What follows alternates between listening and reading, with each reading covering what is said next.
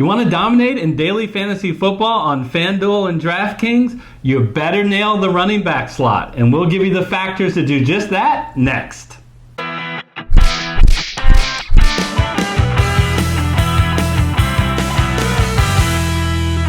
Hello everyone, I'm Eric Lee. And I'm Gary Kurtzman, and we are the Fantasy Football Consultants.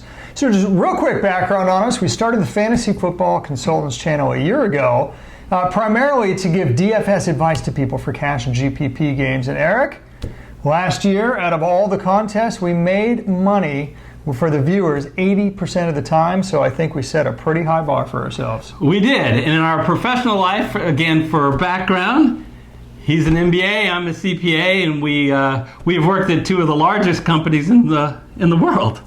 No, that's right. For over 20 years. For over 20. I mean, all that is true. Look, I think the most interest here is we either ran or worked in the analytical modeling divisions of Fortune 50 companies. And now that we're retired, we can bring that kind of statistical modeling to bear on the NFL for you, the viewer, to get you money in DFS contests, because that is what it's all about. And for that, we started this NFL DFS Master Class series. Yes, and this is the fourth class in a 9-class series, as we do a deep dive into running back selection strategies on both FanDuel and DraftKings. If you missed it, be sure to watch our quarterback selection strategies course, which was the third class in the program. But for now, it's all about running backs. That's right. And again, this is going to be up on YouTube. In fact, all of our videos, whether it's the weekly videos that we do during the season, whether it's the NFL Masters Class, all the videos are available on YouTube. All the podcasts are available on iTunes, so please check it out. If you'd like to support the show, please smash that like button, and then also hit the red subscriber button, and then the bell icon to be notified for our future videos. And also on iTunes, go ahead and write us a favorable review. We'd really appreciate it. So let's get right into the factors to select for running back. Gary, it's so important because running back of all the positions are the one I believe we can most predict if you apply these particular factors. A lot of shows that are out there will just tell you, look, pick this running back this week. We want to give you the tools to know what running back to pick. So just like that Bible parable, it's not just about providing them the fish, we're going to teach you how to fish. That's right. So with that multivariate statistical regression analysis that we've done on well over 1,000 NFL games and DFS contests, here are the factors that rise to the top. Here is what is the most statistically correlated to your fantasy value for running backs. And the number one factor really shouldn't be a surprise to anybody. Eric, as in life, in the NFL, it's all about opportunity. Number of touches. Paired with someone now running backs. I was touching him. He was touching me. There you go. I was wondering, that all makes sense now. Thank you for that. That was touching. But thank you. Exactly. Look, it's the number of touches, folks. Now, touches can be catches. Touches can be handoffs. You can rush or receive. The bottom line is this. Number of touches is the most highly statistically correlative factor that there is for NFL success for running back. So what does that mouthful mean? Get the running back that has 25 to 30 touches a game. There are only 4 or 5 of them in the NFL, and they are well worth paying up for, because those running backs, it's like positional scarcity. There's only a few of them, and you can't get a value high enough in their salary band to compensate for how many points they're going to get you, so they are well worth the price. Okay, hold on there, pal. You got there's only 4 out there, but you got to field 2. So we're going to be looking at all the different running backs out there and looking at their touches. Maybe your running back 2 won't have as many touches as your running back 1. But let me ask you this question. When you're assigning the touches, how far back do you look? Do you just look at how many touches that they received the last game, or do you look at it as a season total? No, that's an excellent point, because as you know, with some teams, situations change. Now, that could be new coaches, that could be because there's a change in the pecking order of the running backs, or that could be change in roles or change in, basic strategies of the team. Who knows, right? So the bottom line is, what the statistics show is, look at the last 4 games. That is just one of those big signpost things. That's going to vary between teams. For some teams, like the Rams, it's going to be Gurley this, Gurley left, Gurley all year, right? Unless, of course, that arthritic knee acts up. Right, so with some teams, you can look at all year, and it's going to be the same story. With other teams that have a much more fluid dynamic, the furthest back you want to go is 4 games. I think that's where that signpost comes into play. Okay. Right. Makes sense. So touches would be the number one factor we want you to consider. The second is going to be home favorites, Gary. Yeah. You want a running back at home, and most importantly, you want a running back that is going to be expected to win. Here's a basic fact of the NFL. When teams are tied or ahead, they're running the ball about half the time. But when they're trailing, they only run the ball a third of the time. Yeah. So in your point about touches, you want to have a back that is going to be in the game plan. Yeah, and home favorites get you more touches on average than, the home underdogs or road favorites or road underdogs. So, home favorites make, and Eric, that's probably even more so depending on the NFL team that you're fielding a running back from. Yeah, and I think a couple of really important points. The role of being a favorite is even critically important if you pick a back that is a running back, literally a running back, as opposed to saying like an Adrian Peterson, that guess what, on third down, he's rolling out of the game, and when that team is behind, is out of the game. Here's another really interesting fact. Favorites average 1 rushing TD a game, where underdogs only 3/4 a TD a game. So it really adds up that if you're selecting a running back, you really want a home favorite. Yeah, absolutely. And like you said, doubly so if you've got somebody who doesn't catch passes. Because it's not just on third down. If you're behind by a couple of touchdowns, they're out of the game, period. Because they're throwing the ball. So what's the third factor? Well, you mentioned TDs, goal line usage. Right? And again, this factor is probably intuitive to almost everybody out there. It's just worth noting how statistically significant it is. You want the guy that gets the goal line carries, the red zone carries, almost all the time. And there's so much of a variability in that in the NFL. Last year, Eric, there were less than 10 running backs across the entire landscape. They got more than 80% of the red zone touches and more than 80% of the touches inside the 5-yard line. Yeah. So again, positional scarcity in something that you desperately need, which is touchdowns. Because Eric, a touchdown is literally worth 60 yards of rushing. Yeah. So you just have to have it, and we talked about this with the RB1. It's well worth paying out for the guy who doesn't get vultured at the 5-yard line. That not only gives you no points, but it gives you gray hairs and a whole lot of attitude. Yeah. You just can't have that. And you keep mentioning the 5-yard line, and that's important because 2/3 of the touchdowns in the NFL occur where the ball is hiked in the 5-yard line or closer. Yeah. So if your back is not in the game or not getting those carries, their touchdown production for you is going to be greatly reduced. Absolutely. And there's one more point to make on running backs. I'll try and make this quickly before we get into cash game strategy and GPP strategy, and that is this. I'm alluding to this earlier. Let me just say it more explicitly now. Pay up for an all-star running back. It's the positional scarcity argument. This is why running backs are drafted first, second, and third in the season-long fantasy leagues. This is why you pick an RB1. Most oftentimes you can't afford 2, but at least 1. This goes for both cash and GPP games. Statistically, RB1s, first of all, they're far, far more consistent in hitting their expected value, expected number of points, given their salary band, than any other salary bands. The highest cost running back to you is the one that's going to be the most consistent for you. Oh, and by the way, they also have, by and large, the highest ceilings.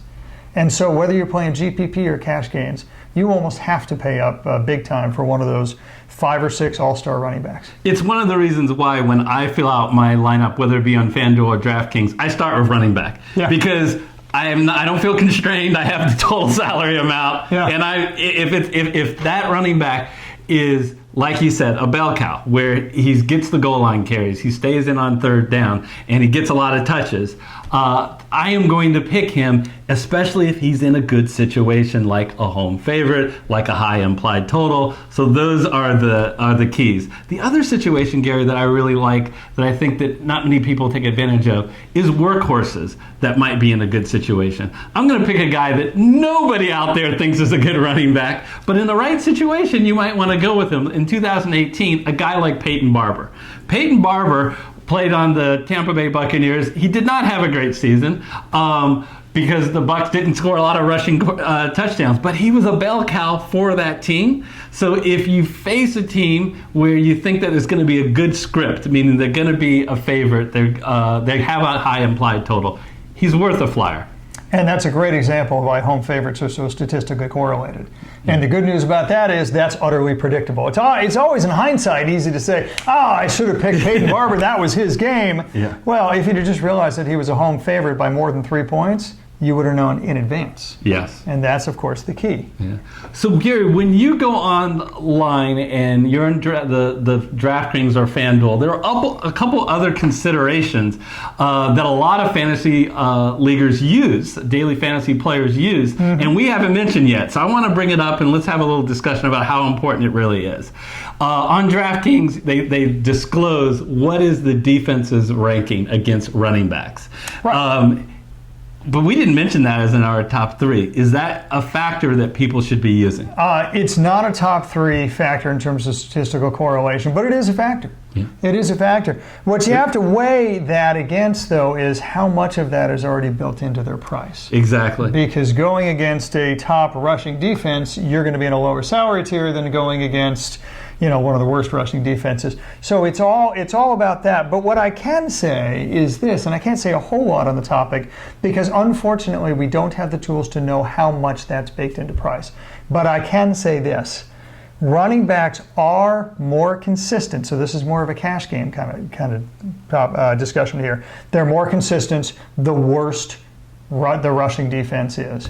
And that, I think, is relatively obvious. But it's at least worth knowing, if you're playing a cash game, the number one concern of yours is picking players that have the highest consistency of hitting their value. And in that sense, running backs that go against the weaker rushing defenses are going to hit their expected value more. Okay, yeah. So, very interesting. The other thing that people see is the weather. Talk to me a little bit about that. Because frankly, isn't it true that we all look, and this could be any position. It could be a running back for sure, but it can also be quarterback, wide receiver. The reality is you look and you think, crap, it's going to rain in Florida or anywhere on the East Coast, right? Or it's going to be frigid cold. Yeah. And is this good for my running back? He's going to be running in mud. They're not going to be able to. Maybe it's good for the running back because they can't throw the ball in the rain. I don't know. Right. What are your thoughts, and how valuable is it to know the weather? Okay. Well, 90 to 95% of the time, weather does not matter for a running back. These are professional players. They can play in all different conditions. You do not need to seek out 80-degree weather and domes and say that's the only players that I'm going to go for. However, in 3 situations, heavy snow, heavy wind, and heavy rain, honestly, I think that's only about 4 or 5 games out of the entire season that has that. Oh, and by the way, not in a dome. Yes. But when you have that situation, here's what happens. Most of the public shy completely away from those games. But on this show, we're talking about running backs. And honestly, I think this is a situation you can take advantage of and pick a running back in one of those games. Why? Because when you have heavy wind and when you have heavy rain or snow, coaches are more conservative in their play calling. They're calling more runs than passes, and when they call passes, they're usually shorter passes, often dump-offs to their running backs. So I love targeting those games with bad weather for running backs. Yeah, absolutely, and it's a nice contrarian play because a lot of people are scared away from it. Yeah. So that's definitely nice too. So let's touch base and say specifically in cash games. Again, reminder, if you're playing cash games, that is 50-50, double ups or head-to-head. Your goal is to have a really high floor. Because remember, if it's a 50-50, 100 players, whether you finish first or 49th doesn't matter. It's the same payout. Yeah. But you don't want to finish 51st. That's right. So what specific considerations do you look for in cash games when you're selecting your running back? I think the first thing I want to say is the same metrics that we talked about a few minutes ago apply to both cash and GPP. So get the ones with the high touches, get the ones with the home field advantage, right? And pay up for the big RB1. All that applies. But beyond that, what are some specific strategies just for cash games? I think the first one is the late game running back replacement. Eric, there is no better friend that you have in the world than me. But secondly, it would be that late game RB replacement. I hope I'm still your friend after the show, by the way. I think it's going well. It's to be determined. And here's why, Eric, and all joking aside. Look, they're absurdly low priced. I mean, this is the name of the game. It's like, look, you first of all, this requires that you look at the injury reports, because injury reports can change up through Sunday morning, and you got to be vigilant about doing that. Otherwise, you can't use this strategy. Yeah, and what you need to do, and a lot of people, what they do is they check each of their players to see if they are playing in the game. You need to do more than that. Inactives come out 1 hour before kickoff. You need to know all the inactives to see, guess what? Kareem Hunt has been suspended at the last minute, and Spencer Ware is their now starting quarterback, and Spencer Ware is $5,000 cheaper than he should be. Guess what? You didn't have either of those running backs in your lineup, but now you have to rejuggle your lineup to fit Spencer Ware in. No, that's right. And here's the bottom line, not to overplay this point, but the reason why all this works is this. To succeed in cash games, what you need is the group of players that have the highest consistency rate of hitting their expected targets. In other words, based on their salary bands, they have the highest percent chance of getting at or above what the implied expected number of fantasy points are. Well, given the incredibly low salary band of these late game replacements, they're almost guaranteed to hit their expected points or more. So there's no sure thing in life, but this is as close to a sure thing in fantasy sports as you will ever get. And I hear some people use incorrect logic and say, oh, but everybody else is doing that, so I want to differentiate my lineup away from them. This is cash game, folks.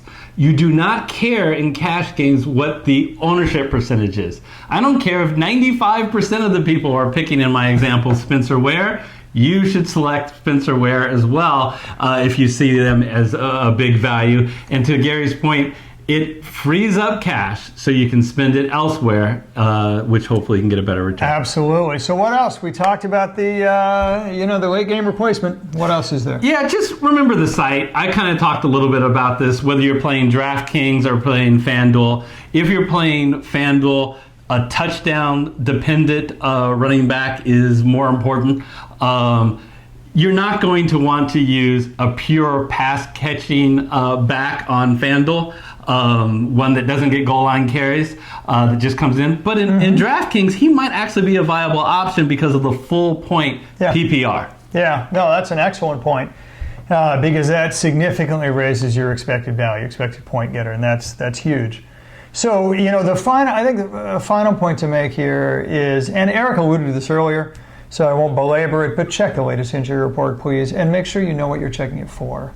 You're checking it to make sure that the players that you have picked are actually going to play, but more than that, you're checking it for opportunity, because late game replacements can happen with any NFL team, really with any position. That's not just for running backs, but it's most often for running backs because there are more inactives and there are more late game switches on running backs than any other position. So just please look for your team, but look for opportunity elsewhere. It can change your whole lineup for the better. And on that point of injuries, Gary, even if a guy is on the injury report all week is questionable and you're diligent and you check the inactives and he's going to play, right? They announce he's not in inactives, he's going to play.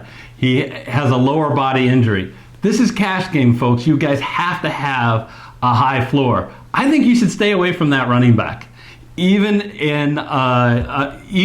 if he is going to play, because you run the risk potentially of it affecting his actual performance. Yeah, and that's a great point. Some games you just stay away from. right? Or at least some teams you stay away from. And that's probably the best reason to stay away from a game. Because if you're not sure who's getting the points, then your expected return, given your salary band, is got to be low. Yeah, because a running back that has ankle, foot, knee issues, it's so easy to phase them out of the game plan, bring in a different running back, pass more, use them as a decoy.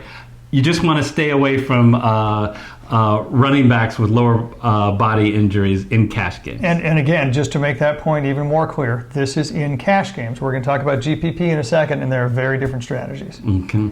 So we're halfway through our video, Gary, and we again want to thank those who are watching and remind them, if you haven't yet, please do us a favor. It literally takes 3 seconds. Smash that like button. Lets us know that you enjoy what we're doing here. And then hit the red subscriber button. And then have the bell icon to be notified for future videos.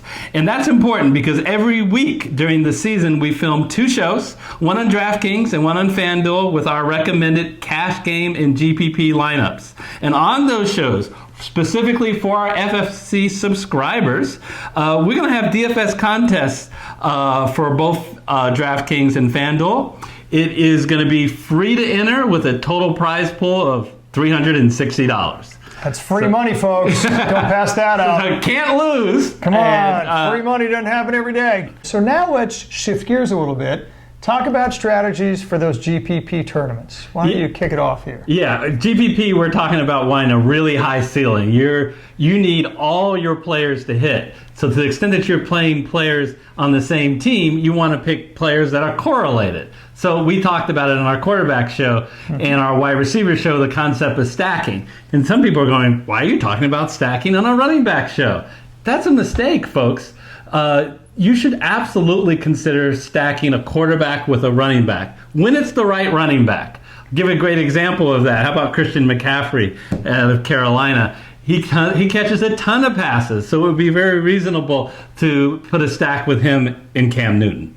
Yeah, and actually, statistically for GPP, there's a huge correlation. Again, it's team dependent, like Eric says, but the thing about GPP is your second strongest correlation is between QB and running back. Now, we talked about in the quarterback show, the strongest is QB wide receiver 1, but the best part about this stack that I love is that there's such a low usage. You're really separating yourself from the pack because far, far fewer people use a quarterback running back stack than a quarterback wide receiver 1. So I love that for differentiation. And what's good about that stack in my example with Cam Newton, if Cam Newton does go off, two things are going to happen. One is he's probably going to throw some passes to Christian McCaffrey. And secondly, they're probably going to get into a lead, and Christian McCaffrey will get a lot of touches with running the ball as well. No, that's right. And that explains the high statistical correlation between those two for stacking. So I love that.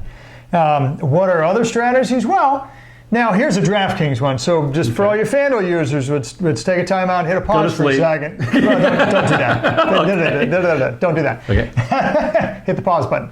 So for DraftKings, look, you get a 3-point bonus if they hit that 100-yard rushing or 100-yard receiving, or for God's sakes, in one game last year, Christian McCaffrey hit both, which is amazing.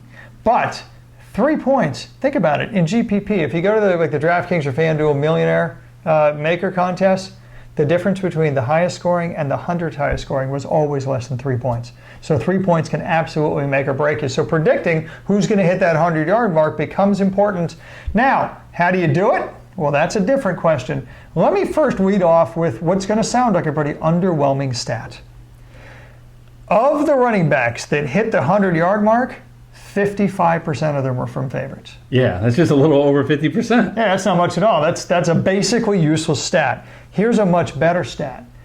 Over 80% of the running backs that hit the 100-yard mark were from winning teams.